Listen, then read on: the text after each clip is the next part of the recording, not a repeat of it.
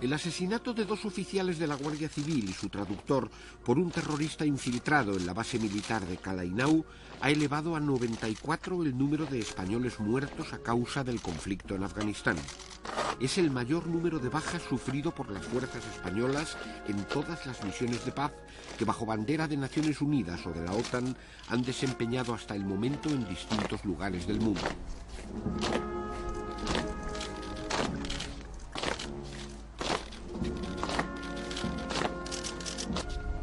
Capitán don José María Galera Córdoba y el alférez don Abraham Leoncio Bravo Picayo y el intérprete que les acompañaba, Ataollah Taefik Khalili, un español de origen iraní, han fallecido esta mañana en un atentado en Afganistán. Los hechos han ocurrido a las 6:20 horas de la madrugada, cuando los miembros de la Guardia Civil se encontraban impartiendo una clase a la policía afgana en la antigua base del equipo de reconstrucción provincial del PRT en Calainau. Durante la clase, un conductor de la policía afgana abrió fuego con un fusil de asalto contra los 2 guardias civiles y su intérprete. En ese momento, la patrulla de la Guardia Civil presente en la base repelió la agresión disparando contra el terrorista, que resultó muerto. El dolor ciudadano por las 3 muertes se tradujo una vez más en enfrentamientos políticos. Y la ministra de Defensa respondió con unas declaraciones periodísticas a las exigencias planteadas en un mitin del principal partido de la oposición de que Zapatero diera explicaciones sobre la presencia española en Afganistán. Le pediremos que diga la verdad. No estamos allí, como se nos ha dicho, en misión humanitaria. No, estamos en un conflicto bélico y el presidente del Gobierno tiene la obligación de decírselo a los españoles, porque tiene la obligación de decir la verdad. Le pediremos que explique cuáles son los planes de futuro, cuánto tiempo vamos a estar y qué estamos haciendo en este momento. El señor Rajoy quiere saber qué hacen nuestros militares en Afganistán y se lo quiero explicar. ¿Por qué están nuestros militares en Afganistán? Es una decisión que tomó el gobierno de José María Aznar hace 9 años con apoyo del Partido Socialista. Y estamos en Afganistán junto con 44 países aliados porque así nos lo solicitó Naciones Unidas, también el propio gobierno afgano y, por lo tanto, estamos allí con pleno aval legal de Naciones Unidas. ¿Para qué estamos en Afganistán? Para evitar que vuelva al poder el régimen criminal talibán, aliado de Al-Qaeda, y por lo tanto para evitar que pueda volver a planear atentados como el de Nueva York, el de Londres, el de Casablanca o el de Madrid. ¿Y qué están haciendo nuestros militares en Afganistán? Pues en este momento están formando a miles de militares y policías afganos para que sean ellos quienes se hagan cargo de la autoridad en su propio país. Es decir, que sean ellos quienes impongan la seguridad y el orden en Afganistán. Y nuestras tropas lo están haciendo, este trabajo, en el contexto más duro y más arriesgado que jamás hayan tenido en una misión. Están trabajando cada día en un escenario de violencia, de conflicto y de guerra. El alto precio en vidas de la actuación internacional en Afganistán y lo incierto de sus resultados políticos y militares mantienen abierta una constante polémica en los países que han aportado tropas a la misión de la OTAN. Un debate que se agudiza cada vez que se incrementa el número de bajas.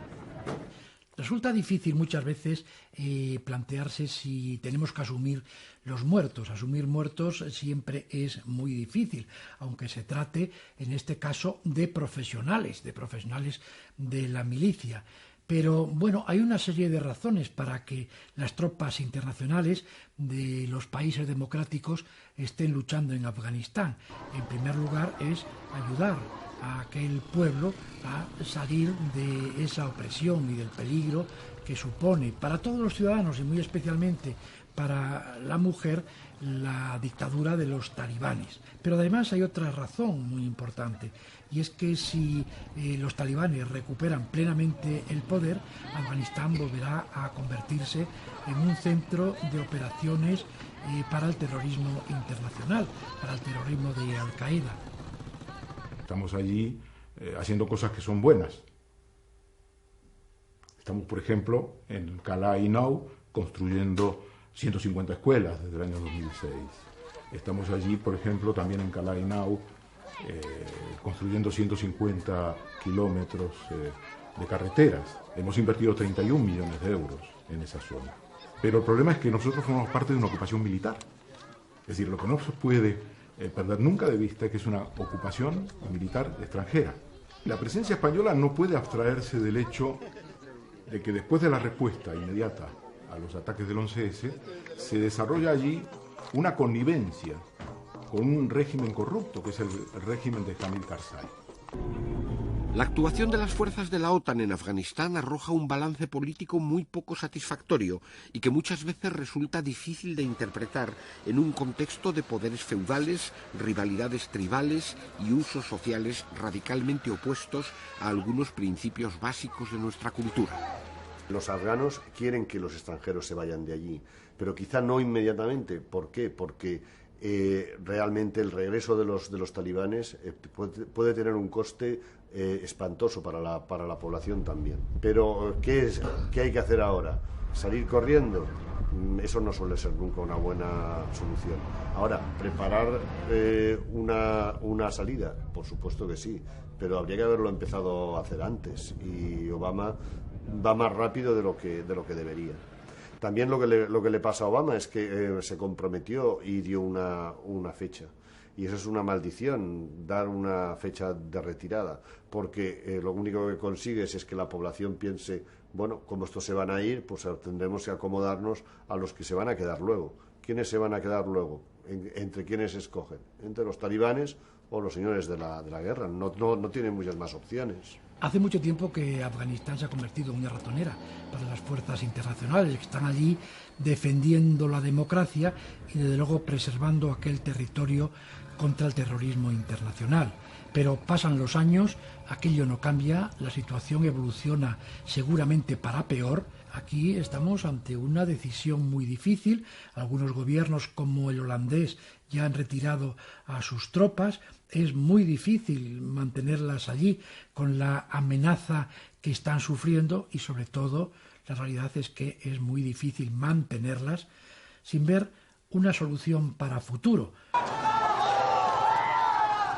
Inmediatamente después del atentado terrorista contra las fuerzas españolas y la muerte a tiros de su autor, se produjeron manifestaciones violentas en torno a la base militar de Cala Inau.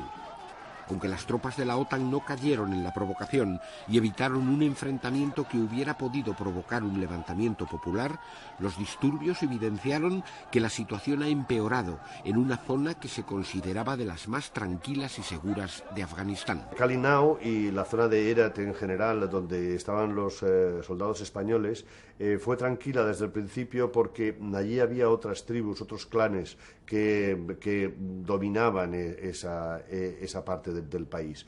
Los talibanes estaban en la provincia de Helmand, en Kandahar, habían llegado a Kabul, pero nunca llegaron a controlar del todo esa región. Esa región estaba en poder de señores de la guerra a los que era más fácil, digamos, comprar. ¿Por qué ha dejado de ser tranquila esa zona? En el fondo porque saben que se acaba esa presencia extranjera, porque lo que no quieren, francamente, es que se entrene un ejército afgano que permita que Karzai y sus señores de la guerra, que también lo son, se consoliden en el poder. Entonces, lo que ahora van a intentar impedir, sobre todo, es que las fuerzas militares extranjeras y gente como la Guardia Civil, que está entrenando a esas fuerzas policiales, a esas fuerzas militares locales autóctonas, se consoliden. Para el cumplimiento de los planes de retirada internacional en 2011 formulados por Obama, resulta esencial la consolidación de una policía y un ejército afganos capaces de enfrentarse con éxito a los insurgentes.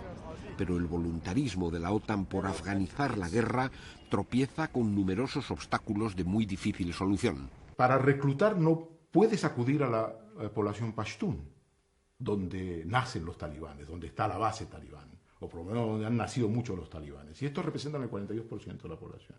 Es decir, que tienes que ir a otras etnias.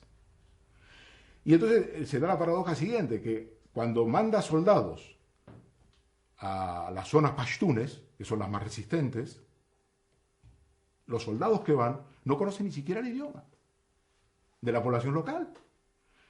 Luego tienes otro hecho. La gente se enrola en el ejército, en la policía, porque tiene mucha hambre y porque quiere cobrar un salario. Cuando termina la instrucción, se largan. Y se da el caso de que además están tan malnutridos que les ponen las chaquetas americanas pesadas y están tan débiles que los soldados que están haciendo instrucción no pueden correr. Es decir, pensar que vamos a construir un ejército de 134.000 antes del final del 2011 y una policía de 100.000, en mi opinión, es desafiar la realidad. No puedes construir un Estado. Cuando tú construyes una policía, estás construyendo un ejército, estás construyendo en realidad la base de un Estado. No se puede construir como si fuera un tren de alta velocidad. ¿Qué es lo que está pasando? Y el incidente que ha habido esta semana tiene que ver con eso.